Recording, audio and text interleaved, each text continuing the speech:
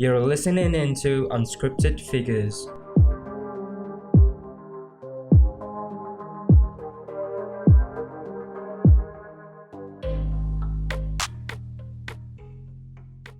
Alright, guys, welcome back to Balls Unscripted, the podcast in the series of Unscripted Figures featuring me and Cairo Manan. What's up, man? Yo, what's up? Long time no see. I don't want to see you. I'm Yeah. not sure if I'm going back to college even. Tak apa, stay je kat place tu. Yes. Okay, so kita punya Unscripted Figures for today's episode is Che Guevara. So, people call him by short name lah, Che, and nama dia Ernesto Che Guevara. Okay, I'll pass it to you, Kai, to tell us about the timeline of his life. Okay, to start off, I am not a historian. I just learn about. I'm not the historian. I just learn about him through Netflix. Yesterday. Yeah, through Netflix, History Channel, YouTube videos. Just because I was bored during PKP. Okay. Yeah. But So basically, the reason, I think if you're listening to the podcast, I know you're also bored. So sorry. Okay, to start off. His name is actually Ernesto Guevara de la Serna, and he was born in June 14th, 1928 in Rosario, Argentina. Messi. Sorry. He was born in a middle class family. He's the eldest of 5 siblings, and from early on, he was exposed to literature through his mother, Sierra de la Serna, which she is a very kind-hearted woman. She always opened up her kitchen to the neighborhood kids who haven't got food, and his father was I forgot what his father. Sorry, very unscripted. very unscripted, yeah. But I think since childhood he suffered from severe asthma, but tak tahu kan. but although he was suffering from asthma, he was a very athletic kid, and he was also intelligent, and during after he finished his schools, he pursued his study in medicine in University of Buenos Aires, Argentina. And after that, what happened, Iqbal? Do you know what happened? Yeah, after that, so basically, No, I'm going to continue. Sorry.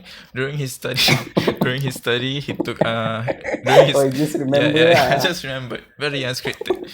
During his study, he took a 9 months break, in which 9-month journey in which he traveled throughout Latin America. Starting from December 1951 with his friend Alberto Granado. He traveled by his favorite motorbike, and a lot of things happened throughout his traveling throughout the Chile, Peru, Colombia, and Venezuela. Certain things happened that makes him become the person that he was later on in life. One of which is he met a person who had a sick mother, and being a medical student, he opted to help the person. And when he discovered her mother was almost in her deathbed and suffering from severe asthma, and that time he realized the true poverty that was brought upon the people of Latin America and the failings of the capitalism world. And he gave all his asthmatic medicine, to that person.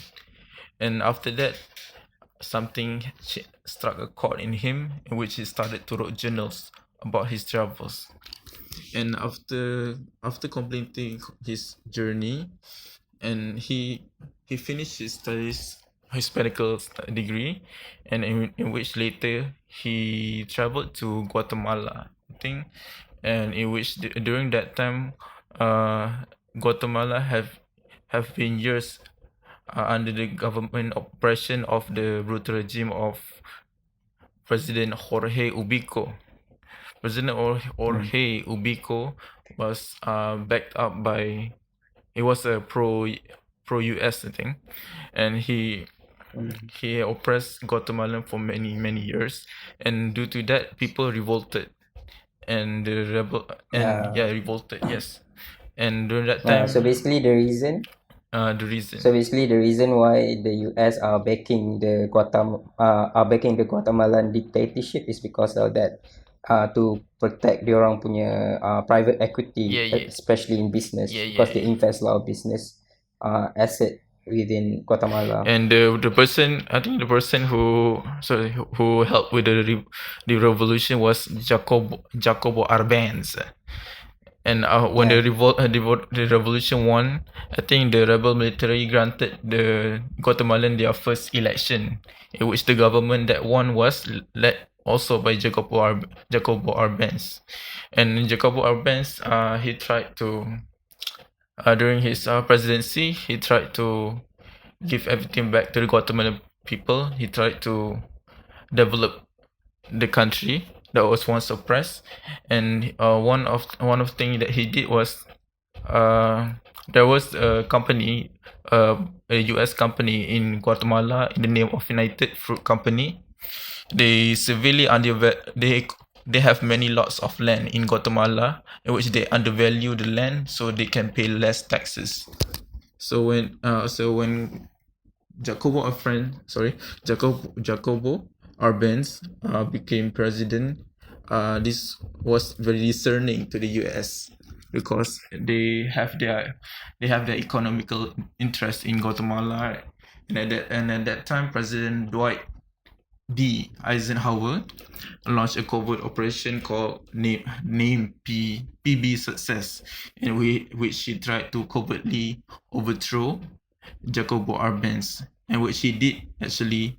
And the revolution, and the overthrow of the government was all seen by Che Guevara, and because of that, he dedicated his life to changing the world through revolution, and he wanted to fight for the people who had no voice, that is yearning for social justice. Wow, that one is a script. sorry. So yes. And after that, he left Guatemala, and then he went to Mexico, where he met the Cuban brothers, which is well known. The Fidel Castro and his younger brother Raul Castro, I think. They were trying to overthrow the dictatorship in Cuba, which the dictator was named Fulgencio Batista, and this Fulgencio Batista has no relation to the current WWE Batista, which performed Batista Bomb as his finish, and also act as Drax in Avengers. It's Guardian of the Galaxy, sorry. And after years, it's a whole different person. Yeah. And after years of war, and he finally overthrown the government. And he overthrew the government by conquering the center of Cuba, which is Havana. Ooh la la. Damn, I'm so funny. So yeah, man. And after conquering Cuba, so they have overthrown the US, which was totally against the communist government, right?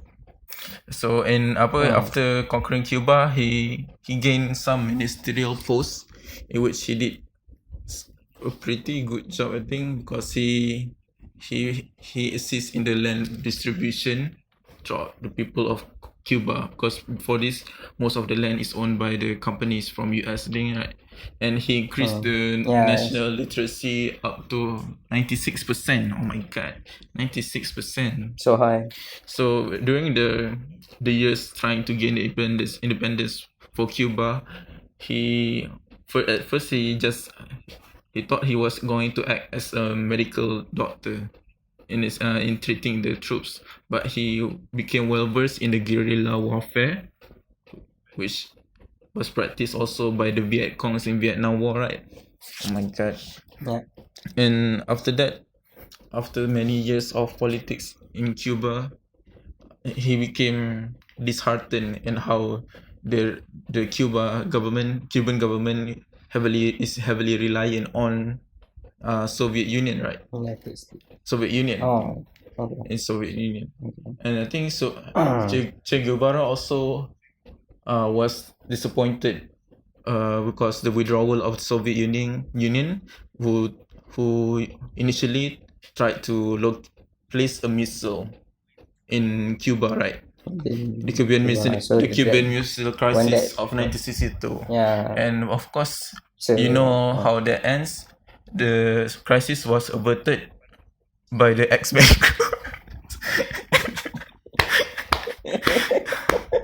X-Men apa bodoh? John F. Kennedy lah. Aduh. The X-Men crew led by Prof. Charles Xavier saved the day and averted World War III, as you can see from X-Men First Class. Kau tak boleh cerita dengar podcast aku. You can refer to the movie if you want to know the ending.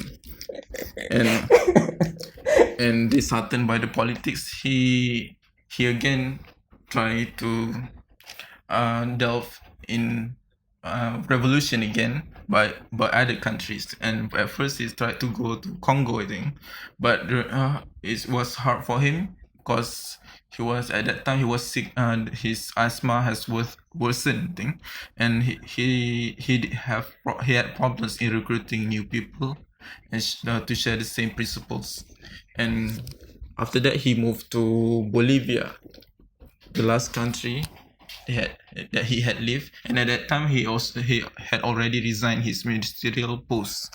And during in Bolivia, he was heavily tailed by the Bolivian army that was supported by the CIA. And he was actually caught. And after his capture, he was paraded around town and lastly executed in 1967. And until now, there is no confirmed location where his body was buried. I think that is part of the legacy. So you guys should learn about Che Guevara actually, because nowadays I think he is well known his face is being plastered in shirts, in right? many cheap t-shirts. Many shirts, right? Yeah. So he had brought revolution to many countries, but has been reduced to a fashion statement in shirts in bundle. So you don't have to be ignorant. Such a sad legacy. Okay, he's a very prominent figure in what they call communist regime. And you might say, communist regime, isn't communist bad? But technically, I think everyone fight for their own cause lah.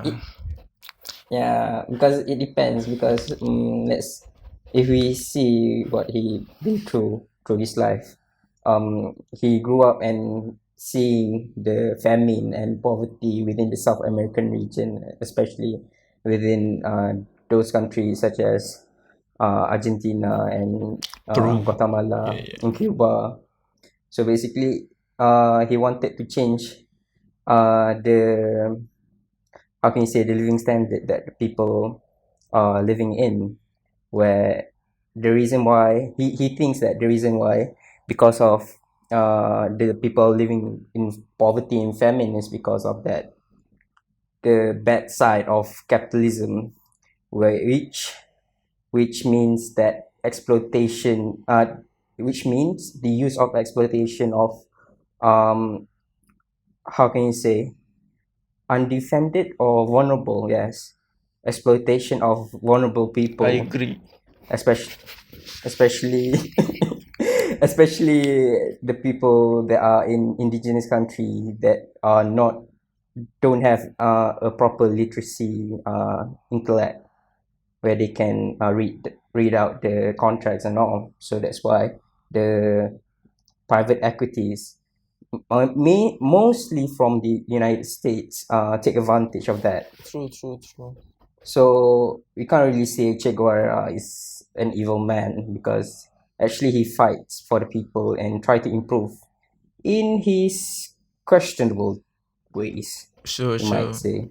It's true because So yeah. I think sometimes peaceful methods, years of peaceful method cannot be successful. It's not successful to combat against prejudice, right? As you can see, what is currently happening in United States with the Black Lives Matter movement. I think because I don't know lah. Sambung apa? Okay.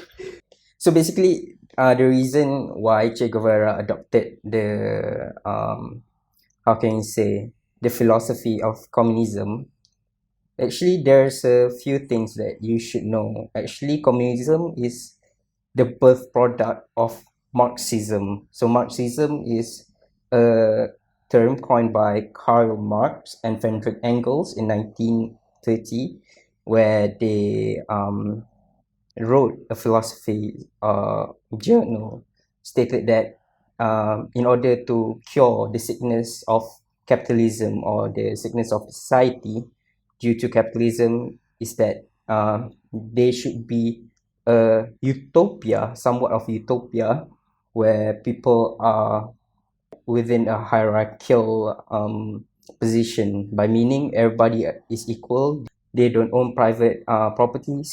There are abolishment of capitalism, Yes. and so basically they want to overthrow the whole class system lah. So from that, it gives birth to communism. So where we have right now within China, North Korea, and what other communist country?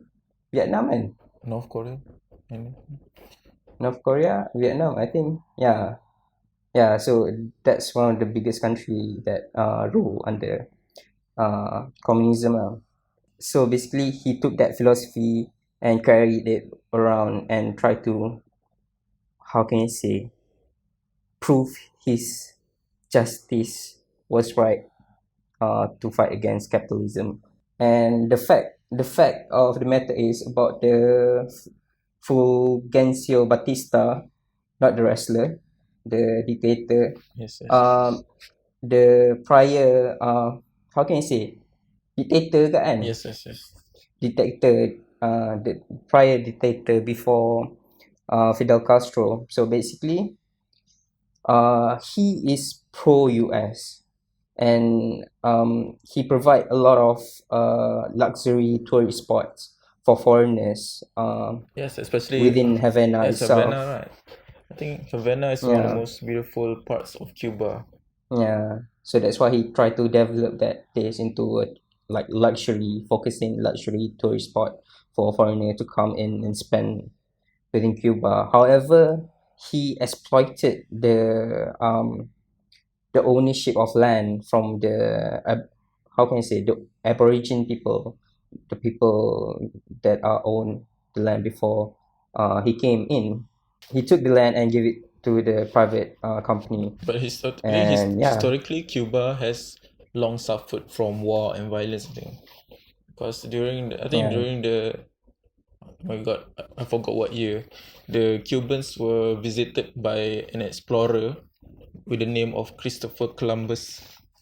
I think some people might know. I think he also discovered US thing, America.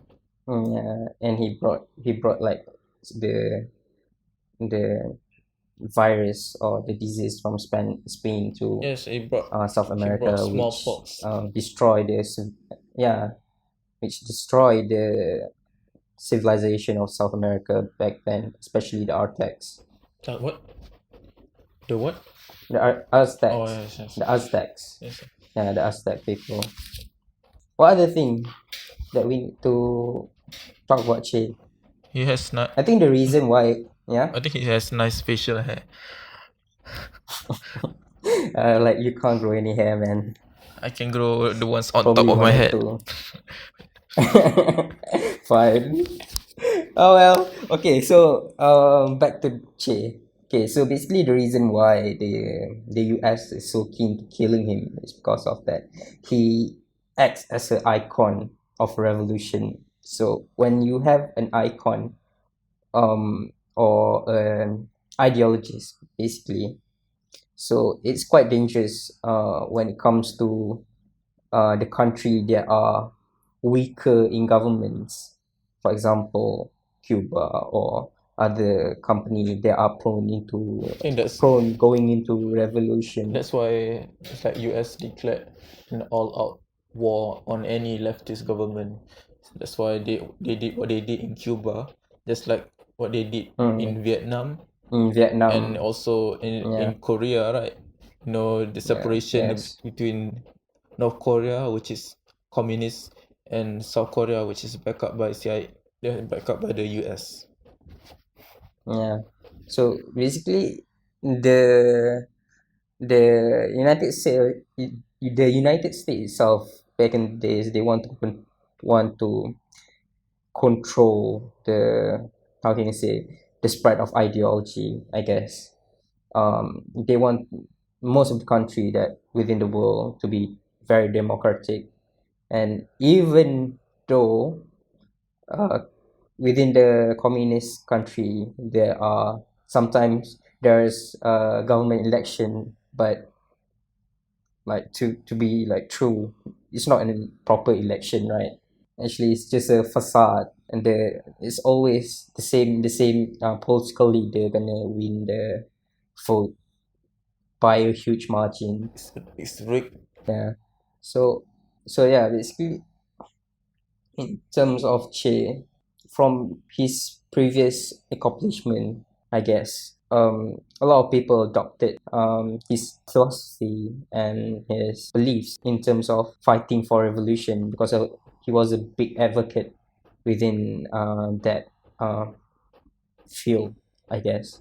So yeah, so a lot of people, if you could see within a country that are within a revolution or within a civil war, I guess, a lot of people from the opposition of the government will bring out flags of Che and like swinging it around, because he is the icon and the image of revolution itself. So yeah, it's an interesting take for me, because Me too. there's, yeah, from Khai too, because there is always two sides of the coin. You can't really judge person only by the bad thing he does in his life, right? Correct. I also need to judge him by the good things. Yeah. But sometimes people are so focused on bad things. So basically, the reason why people are so angry, the world government during that time was so angry to Che and Cuba in that time, which is under the dictatorship of Fidel Castro, because they execute multiple people from the previous government, which is the Fulgencio Batista. So they execute them and send them to imprisonment camp or concentration camp. You can say that, for the lack of better terms. The people who are supported Batista are thrown into this concentration camp and had been served poorly lah. There's no, how can you say, there's no humane way in treating them within the concentration camp, like all concentration camp does, right? So yeah, so that's one of the very bad thing that he does within his years of activism, I guess. So that's it. Yeah. That's it for today's podcast. Is it? Yeah. Okay, that's it. So I guess you guys. But disclosure, if we got any fact wrong, we are sorry. We are just human. You can go Google it yourself. Yes. Thank you. Yeah, if you want to know more, right? So I hope you guys can benefit a lot of this from me and Cairo doing this podcast series. There's gonna be more. There's more. Yeah. If you're free, we'll do more. about this Unscripted Figures podcast series. So yeah, so tune in. It's so unscripted, according to Cairo. So yeah, okay. See you guys later. Bye. Bye.